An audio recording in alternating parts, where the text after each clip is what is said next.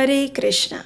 श्री चैतन्य महाप्रभु कहते हैं कि भक्ति मार्ग हमारे भौतिक बंधन से मोक्ष की ओर ले जाने वाला मार्ग है और व्यक्तिगत रूप से परम वास्तविकता अर्थात भगवान श्री कृष्ण के साथ हमारे शाश्वत संबंध के साथ स्थायी संवाद की स्थिति की प्राप्ति है। भक्ति एक ऐसा मार्ग है जिसका लक्ष्य सांसारिक लाभ नहीं बल्कि भगवान की सेवा के माध्यम से परम आनंद की प्राप्ति है। और जो कोई भी व्यक्ति गंभीरता से भगवान की भक्ति और उनके पवित्र नाम का जप करने का मात्र प्रयास भी करता है, वो संसार के जन्म और मृत्यु के चक्र से मोक्ष की प्राप्ति करता है। श्रीमद् भागवतम में भी भक्ति योग द्वारा मन को कृष्ण के विचारों से भरकर मन का ध्यान परिवर्तित किया जाता है और ये तभी संभव हो पाता है जब हम वर्ष की सभी एकादशी तिथियों का स्वागत आतिथ्य और भक्ति से करें, क्योंकि इस कलयुग में यही एकमात्र सरल मार्ग है जिसके माध्यम से हम हरि का धाम प्राप्त कर सकते हैं। एकादशी के पुण्य के बल से व्यक्ति का मन इस प्रकार शुद्ध हो जाता है कि उसके पूर्व जन्मों के सभी पाप नष्ट हो जाते हैं और ऐसी ही परम पावन एकादशी भाद्रपद के शुक्ल पक्ष में आने वाली पार्श्व एकादशी है, जिसे जयंती एकादशी, वामन एकादशी या फिर परिवर्तिनी एकादशी के नाम से भी जाना जाता है। इस पवित्र दिन व्यक्ति को वामन देव की आराधना करनी चाहिए, जिनके नेत्र कमल के समान हैं, और ऐसा करके व्यक्ति ब्रह्मा, विष्णु और शिव सहित समस्त देवों की पूजा आराधना अपने आप कर लेता है और मृत्यु के समय निसंदेह भगवान हरि के धाम जाता है।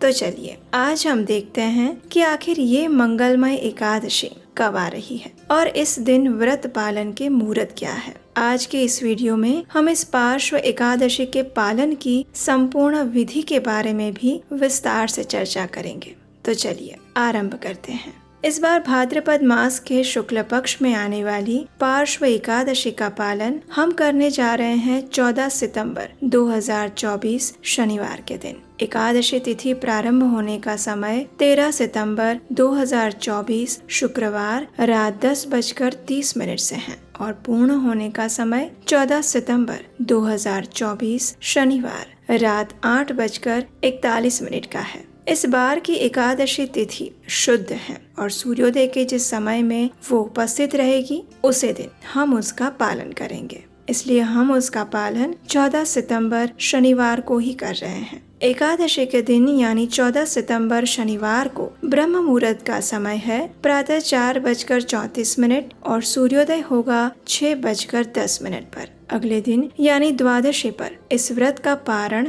हम करेंगे प्रातः 6:11 से लेकर 10:18 के बीच में। ये सभी समय हमने उत्तर भारत की समय सारणी अनुसार आपको बताए हैं। अगर आप किसी और स्थान पर रहते हैं तो आप अपने लोकल कैलेंडर में इन सभी समय को देख सकते हैं।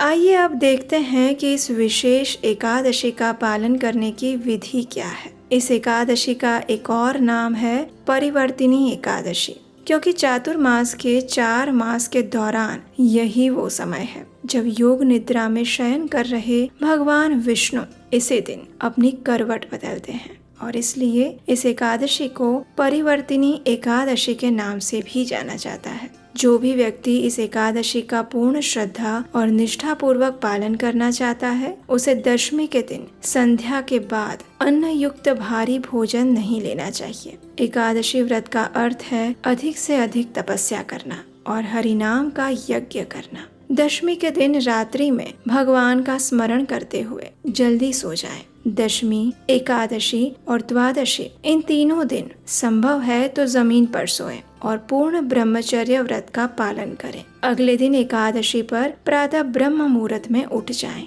ब्रह्म मुहूर्त यानी जब सूर्योदय होता है उससे 1.5 घंटा पहले का समय। अब उठकर सबसे पहले जगत गुरु श्रील प्रभुपाद का स्मरण करें, धरती माता को प्रणाम करें और फिर भगवान श्री कृष्ण को याद करें। अब स्नान इत्यादि द्वारा स्वयं को स्वच्छ कर लें और स्वच्छ वस्त्र ही धारण करें। तत्पश्चात सूर्य देव को जल अर्पण करें और फिर आपके घर में जहाँ पूजा का स्थान या मंदिर हो उसकी सफाई करें और फिर भगवान को मधुर कीर्तन और गुरु स्मरण करते हुए जगाएं। भगवान की मंगला आरती करें। अगर घर पर नहीं कर सकते तो नजदीक के इस्कॉन या फिर किसी और मंदिर में जाकर करें, और ये भी संभव नहीं है तो सुबह 4:30 बजे इस्कॉन वृंदावन या इस्कॉन मायापुर के YouTube चैनल पर प्रतिदिन ऑनलाइन मंगला आरती आती है, उसका भी आप दर्शन कर सकते हैं। मंगला आरती के बाद अब घर में जो तुलसी देवी हैं उनकी पूजा करें। उन्हें आवश्यकता हो उतना जल अर्पित करें।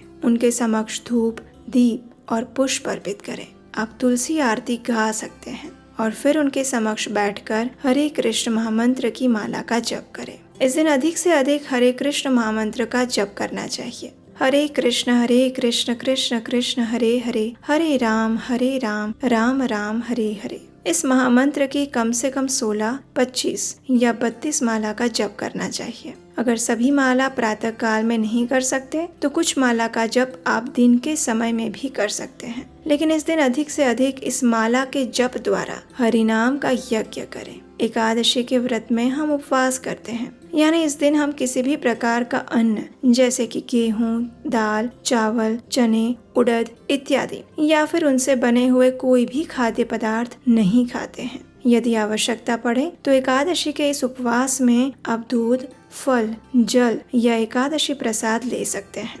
एकादशी प्रसाद में क्या खा सकते हैं और क्या नहीं, अगर आप ये जानना चाहते हैं तो हमने उसके ऊपर भी एक विस्तृत वीडियो बनाया है, जिसका लिंक आपको नीचे डिस्क्रिप्शन बॉक्स में या फिर हमारे चैनल पर जाकर आप देख सकते हैं। लेकिन प्रयास करें कि इस बार जो एकादशी आ रही है उसमें दोपहर 12 बजे तक निर्जल उपवास करें। इससे वामन द्वादशी का उपवास भी इसी में समाहित हो जाएगा, जो कि अगले दिन है। 12 बजे के बाद आप अपनी आवश्यकता अनुसार दूध, फल, एकादशी प्रसाद इत्यादि ले सकते हैं। संपूर्ण दिन अपने मन और चेतना को अधिक से अधिक परम भगवान श्री कृष्ण के चरण कमलों पर केंद्रित रखने का प्रयास करें। इस दिन भगवान वामन देव के जीवन चरित्र को पढ़ें या फिर सुनें। श्रीमद् भागवतम और भगवत गीता का अध्ययन करें।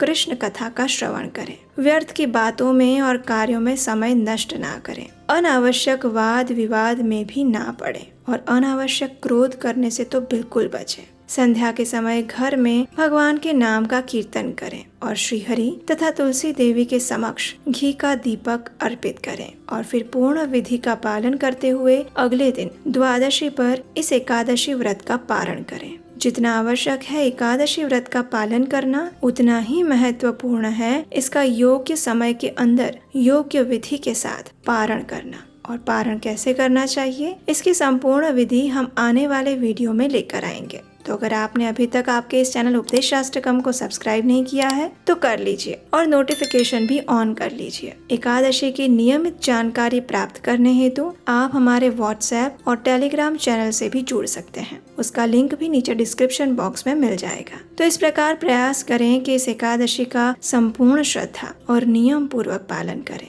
और अगर इस एकादशी से जुड़े आपके कोई प्रश्न है तो आप हमें नीचे कमेंट बॉक्स में लिखकर भी भेज सकते हैं। तो चलिए तैयार हो जाइए आने वाली पार्श्व एकादशी का श्रद्धा और नियम पूर्वक पालन करने के लिए, क्योंकि इस महत्वपूर्ण एकादशी का पालन करने से बिना धार्मिक अनुष्ठान किए, बिना तीर्थ में यात्रा किए हर व्यक्ति करोड़ों पापों से मुक्त हो जाता है और जन्म मृत्यु के चक्र से मुक्त होकर भगवान श्री कृष्ण की नित्य शरण प्राप्त कर सकता है। तो चलिए इस बार इस परम पावन एकादशी का पालन करते हुए हम भगवान श्री कृष्ण से उनकी शुद्ध प्रेमा भक्ति के लिए प्रार्थना करते हैं और हमारे हृदय में भक्ति की ज्योत प्रज्वलित करते हैं, जो हमें भगवत धाम तक पहुंचाने के लिए सक्षम है। क्योंकि जो व्यक्ति सच में जीवन के परम लक्ष्य की प्राप्ति करना चाहता है, उन्हें भक्ति, ज्ञान और वैराग्य की आवश्यकता पड़ती है, जिसमें भक्ति सबसे महत्वपूर्ण है और जिसे हम एकादशी तिथि का पालन करके सहजता से प्राप्त कर सकते हैं। हरे कृष्णा।